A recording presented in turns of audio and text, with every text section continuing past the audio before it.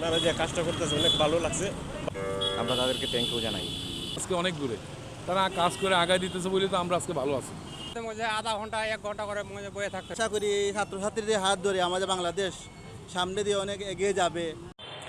সিলেট শহরে traffic police না থাকার কারণে বিভিন্ন রকমের যানজট লেগে আছে এবং সেই সব যানজট যাতে লেগে না থাকে সেই কারণে বিভিন্ন স্কুল কলেজ মাদ্রাসার পড়ুয়া শিক্ষার্থীরা সেই সব ট্রাফিক আইনের কাজগুলো তারা যোগ দিয়েছেন এবং ট্রাফিক আইনে যোগ দিয়ে তারা সাধারণ জনগণকে বোঝাচ্ছেন যাতে ট্রাফিক আইন মেনে চলেন এবং যাতে হেলমেট ব্যবহার করে বাসা থেকে বের হয়ে ব্যবহার করেন সেই সব বোঝাচ্ছেন। এবং আমরা সাধারণ জনগণের সাথে কথা বলেছি, তারা যেটি জানিয়েছেন বলেছেন এই উদ্যোগ নেওয়াতে ছাত্রছাত্রীরা যে উদ্যোগটা নিয়েছে এতে তাদের জন্য অনেক ভালো এবং তারা উদ্যোগ নেওয়ার কারণে এই ট্রাফিক আইনে আসার কারণে তাদের কাছে ভালো মনে হচ্ছে এবং তারা রাস্তায় কোনো রকমের যানজট দেখছেন না। এবং সাধারণ জনগণের কাছে আমরা আরও দুই একজনের সাথে কথা বলছি, তারা জানিয়েছেন যে এই উদ্যোগটি তারা নেওয়ার কারণে সবাই খুশি এবং যারা শিক্ষার্থীরা এই উদ্যোগ নিয়েছেন তাদের সাথে আমরা কথা বলেছি, তারা জানিয়েছেন যে নিজ নিজ উদ্যোগ ইচ্ছা অনুযায়ী তারা এই উদ্যোগ নিয়েছেন এবং তাদের সাথে কথা বলবো, জানবো তারা এই উদ্যোগটা নিয়েছেন কী কারণে এবং কেন। আপনারা যে উদ্যোগটা নিয়েছেন কী কারণে এবং কেন এই উদ্যোগটা নিয়েছেন, কোনো টাকা পয়সার বিনিময়ে নাকি এমনিতেই পেশাটা আসছেন? যে আসলে আমরা কোনো টাকা পয়সার কারণে এই দায়িত্ব পালন করতেছি না, আমরা দায়িত্ব পালন করতেছি আমরা যে আন্দোলন করেছিলাম স্বৈরাচার মুক্ত দেশ করার জন্য, আর স্বৈরাচার মুক্ত দেশ করার জন্য যে পুলিশ ট্রাফিকরা চলে গেছে সরকারের গোলামি করতে গিয়ে তারা চলে গেছে, তাই আমরা দায়িত্বে আমরা এই কাজটা চালিয়ে নিতেছি যে আমরা স্টুডেন্টরা যেরকম দায়িত্ব নিয়েছিলাম দেশকে রক্ষা করার জন্য সেইভাবে আমরা এই দেশকে সুশৃঙ্খল রাখার জন্য আমরা এই দায়িত্ব গ্রহণ করছি, আমরা কোনো টাকা পয়সার জন্য না। পুলিশ অফিসার কর্মরত নেই অ্যান্ড পুলিশ অফিসার কাজে আসা পর্যন্ত আমাদের দায়িত্ব দেশি জনগণ হিসেবে, এটাই।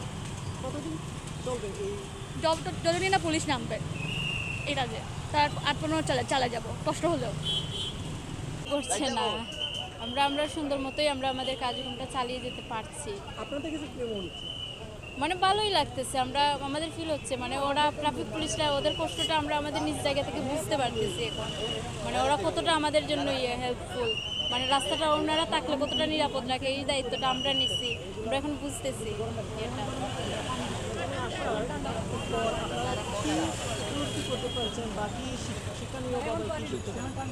হ্যাঁ, এই তো অনেকে আছে হেলমেট ছাড়া আসতেছে, মানে বাইক চালাইতেছে, তো ওনাদেরকে আমরা মানে আদেশ করতেছি, নির্দেশ দিতেছি যে হেলমেটটা পরলে আপনারা নিরাপদ থাকবেন, আপনাদের কোনো হবে না।